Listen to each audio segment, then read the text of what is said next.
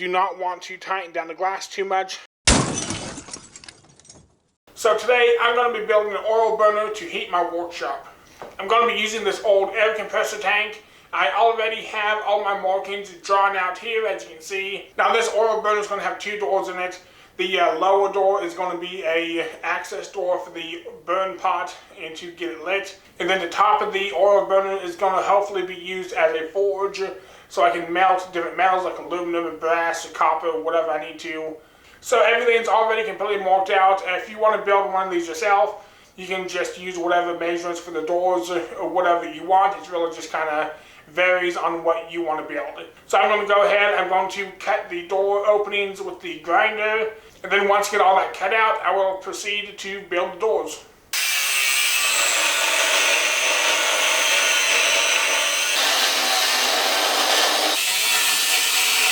Okay, I got both the doors cut out here, and I left a little spot, as you can see here, on both doors to hold them into place.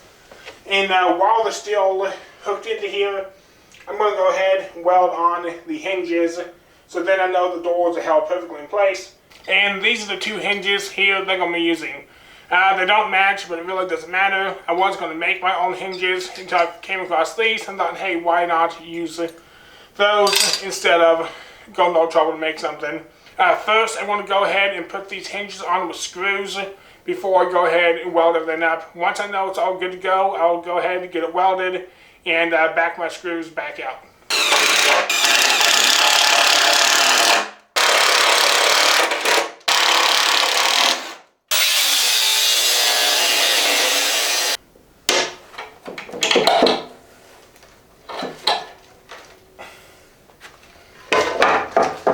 Oh, there it is.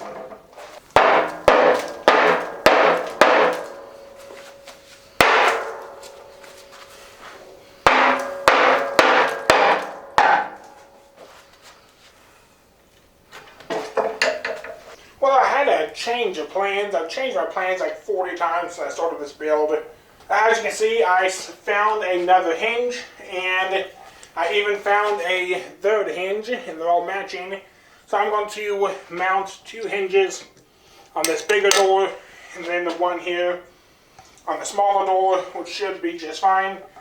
I'm going to hold off on welding the hinges on, like I was saying, and I kind of forgot. Before I do that, I'm going to go ahead and cut the holes now in the doors to mount my glass windows. Well, I went ahead and got this project moved over here to the hydraulic lift table. I don't know why I didn't do this sooner. I've been sitting on the floor here most of the day, and I wasn't thinking, roll it on the table, raise it up. I have my markings all done here. I just got to cut these out for the windows to be set in place. I want to do these cuts here with a torch because it's cheaper than a grinding wheel, and I can kind of frame this in with angle iron to make it look nice here when I get done with it.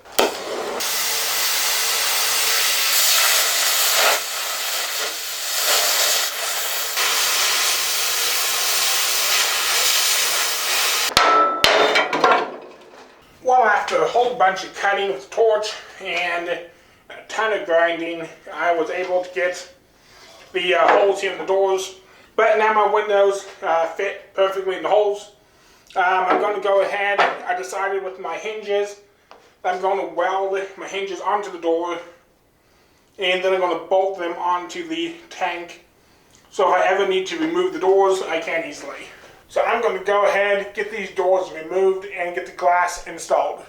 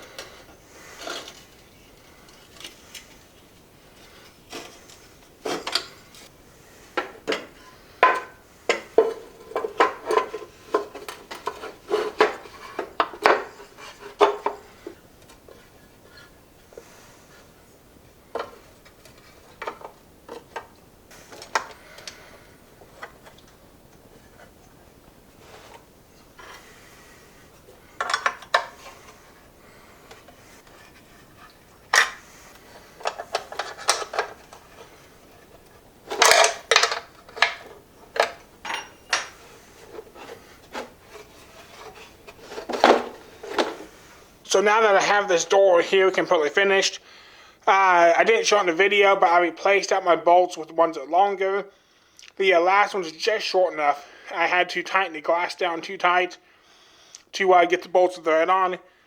And you do want to be cautious. You do not want to tighten down the glass too much. You also do not want the glass touching any metal, which is why I have the fiberglass rope put into place here. This is a high temp rope meant for stove doors, so it should hold up to the heat.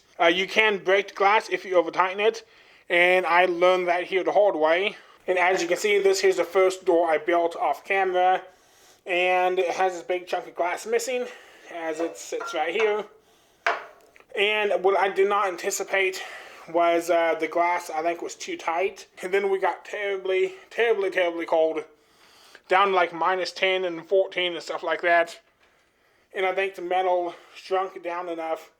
It squeezed the glass too tight and it broke this side here. So I do have to replace the Pyrex dish in this door here. However, I might use some high temp silicone I have and just glue this back into place. Just temporary, and see how it holds up. And then from there, if these Pyrex dishes hold up to the heat, then I will probably replace it with another dish. And here it is with both doors on it. The bigger door here, that's going to be the top. The small door is going to be the bottom door. I figure that way I'll have more room at the top of it if I'm messing with putting metal and stuff in it to heat it or to melt aluminum, stuff like that. I thought the bigger door would be easier to get stuff in and out of. Now, I do still need to weld on my hinge on the small door. I have not done that yet.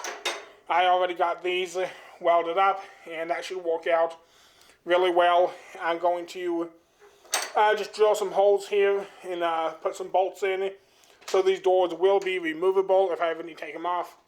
Things I wish I would have done differently so far.